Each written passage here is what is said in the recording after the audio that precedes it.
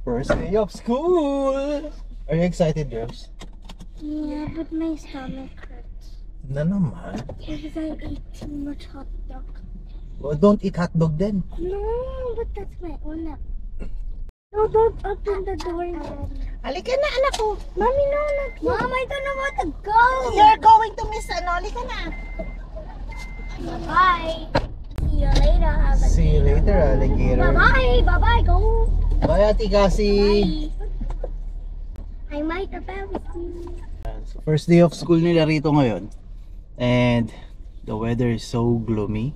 Ano sa likod? Wala siyang kilala, kawawa naman. Sino? Nangiyak-nayak siya. Sino? Si Cassie. Bakit? Wala siyang kilala, wala siyang classmate? Oo, wala siyang classmate before. Ano yan? Puro bago? Di ko nga alam, Daddy. Pero Nasaan yung mga classmate ni Cassie? yan ang di ko alam. Maybe na Kasi different class. si Kampante ako kay Miss Kim. Ito bagong teacher din siya. Oh, mangiyak-iyak siya. Baka lahat sila bago. Yan ang talaga. It Ganun happens. talaga, it happens. Every first day of school. Yan ang mahirap pagka alam mo yung hetero Well, school. Samantalang kami mga pilot. So yan, mga pilot na naman. Yun at yun. Yun at yun yung classmate ko from first Umiikot lang. Oo, yun at yun yung circle of friends ko, parang ganon. Which, I think, ito yung yung part na, ano sabi mo, hetero? Hindi naman hetero, parang halo-halo. Hindi mo alam kung sino classmate mo. Pero ayun yung exciting part kasi hindi mo alam kung sino dyan yung magiging best friend mo. Correct. Hindi mo alam kung sino yung magiging Ayan, then samantalang kaaway mo. Alam mo yun? yung sa amin, parang, uy, yan na naman, kaaway ko, parang kaaway mo na siya, ay kaaway ko na naman yan, parang gano'n, Oo. nakakabuisit yan, parang gano'n. Pero it's going to be, ano naman, a mix. Mix of something na unexpected sa mga teacher. Ayun na, pumapasok na sila. Pagkararahin. Kasi! Hindi ka pinansin. Ay, ibang room sila. Mas malaki pa kay kasi iba eh. Yeah, Ang dami uwas. dami. Arya, ikaw na susunod. Mamaya may meeting kami with the teacher for Arya. Nakapasok na Bill, baby. Sarado mo na yung, sadlock mo na yung pinto ko.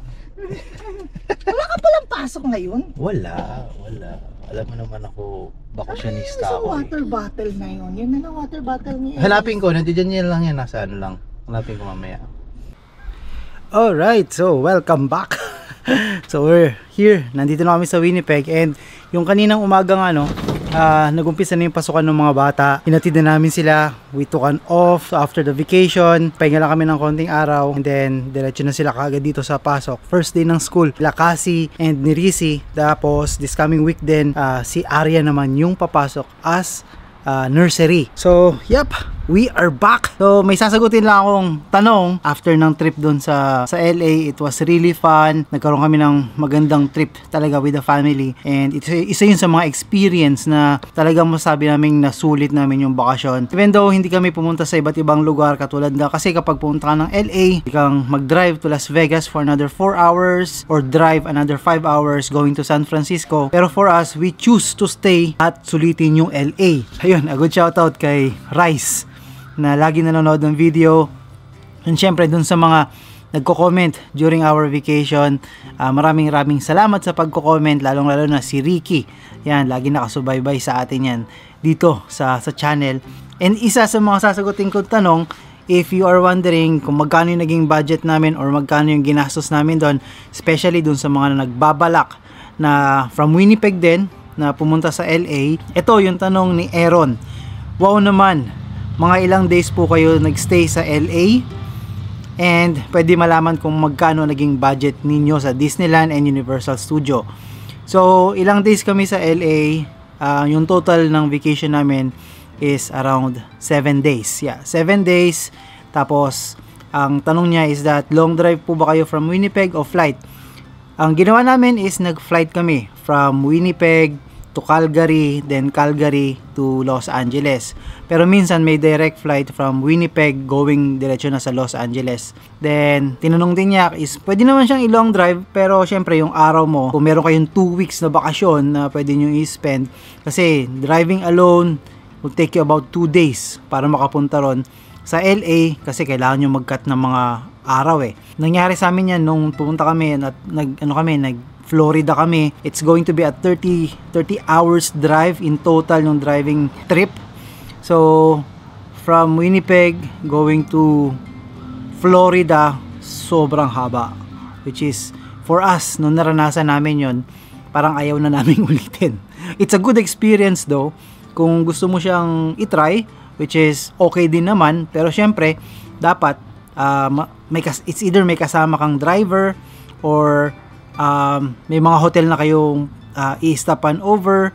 Basta ganun, kailangan nyong i-consider lahat. May mga bata ba kayo? Yung sasakyan nyo ba? Kaya bang mag long drive ng ganung kalayo?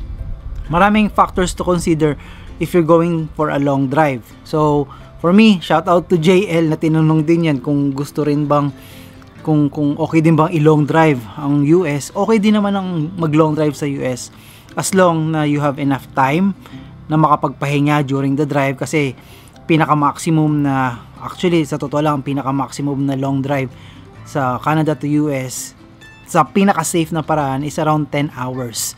Kasi nung na-experience ko, nung nag-drive ng 16 hours, sobrang pagod.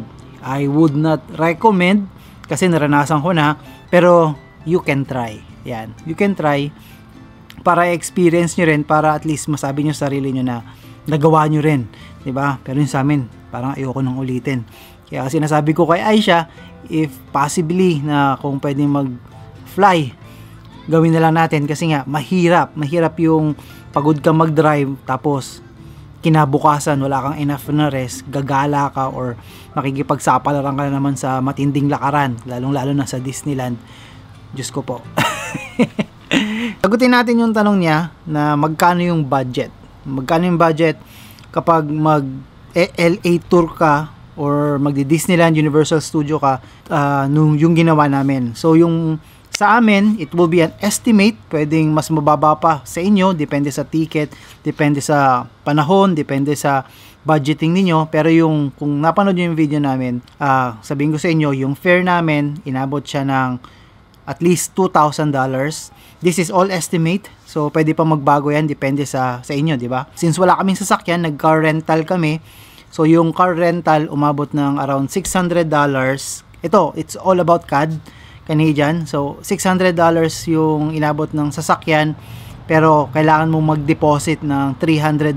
So, dapat may estimate kang at least $1,000 na naka-budget para dun sa sasakyan. Siyempre, include mo na rin dyan yung gasolina and yung insurance plan. Dapat meron ka rin dyang insurance. Sa hotel, na-book namin siya for 7 days. Yun nga, sabi ko nga sa inyo, sa Clarion Hotel. For 7 days, inabot siya ng 1,500 Canadian. And then, yung tickets, ito yung mabigat, yung mga tickets sa mga theme park. Sa Disneyland, umabot kami ng 1,500 Canadian dollars.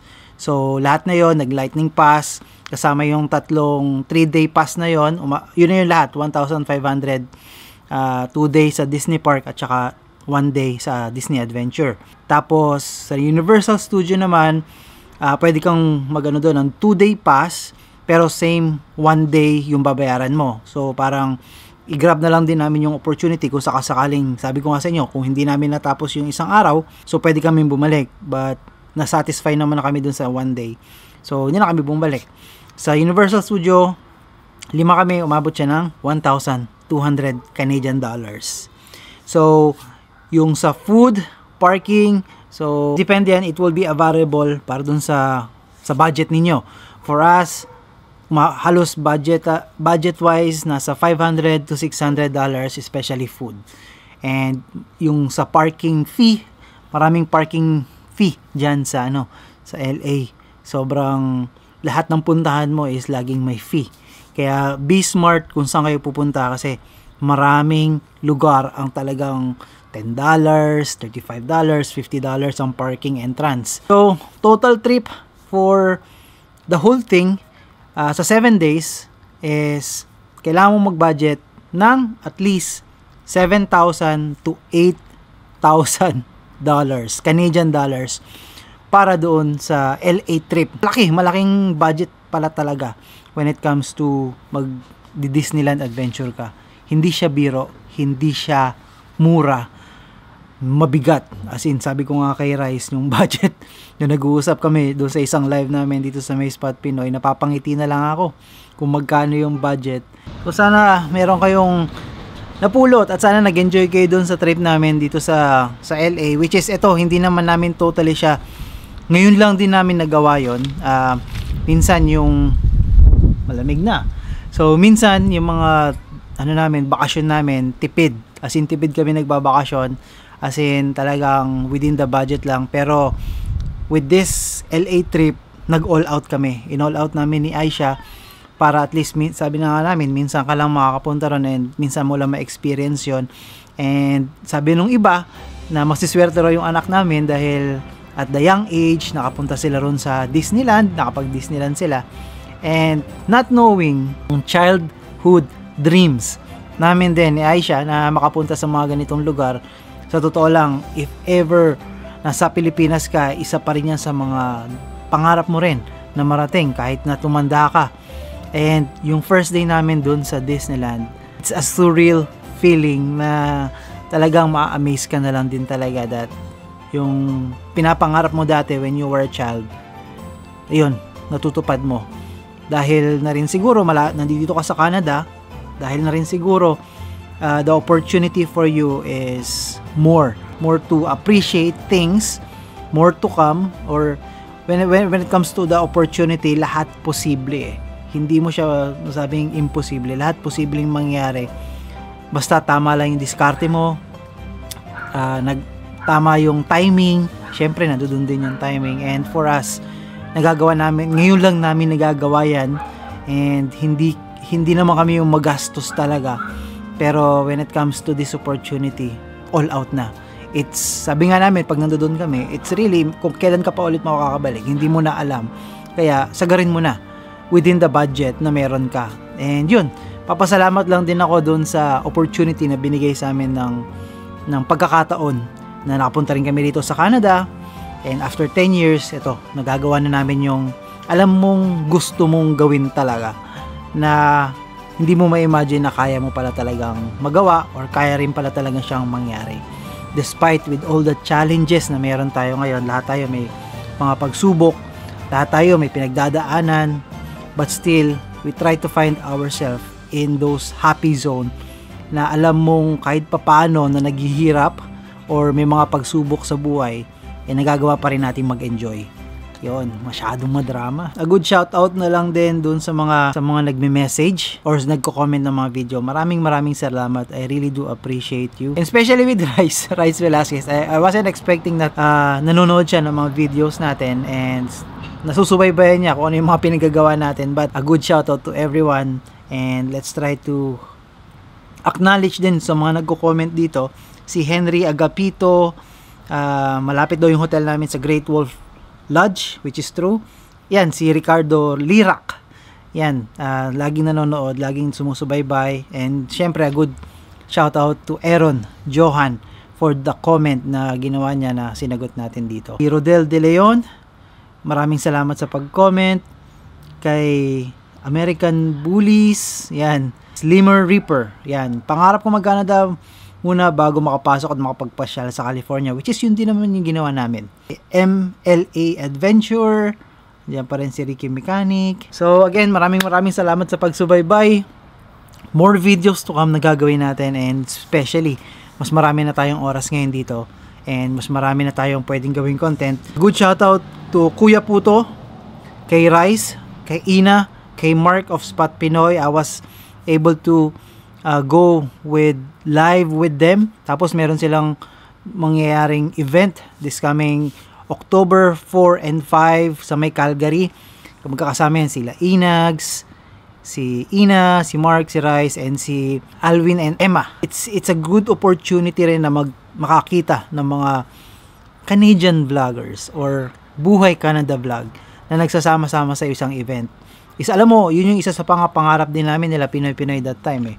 Pinoy, Emersonic, ako, yung magkaroon ng isang event, tapos lahat ng mga vloggers nandoon, lahat ng mga content creators, the one that sharing Buhay Canada, ano yung mga insight, perspective.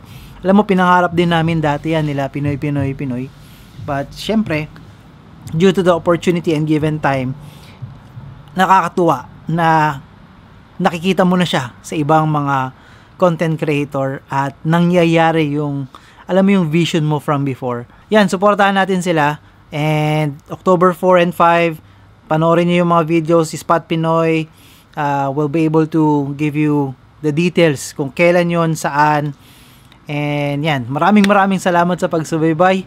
Dito ko na lang tatapusin tong video na to at magpapakain pa ako ng mga chikiting patrol ko doon. And it's around 7:30 in the evening.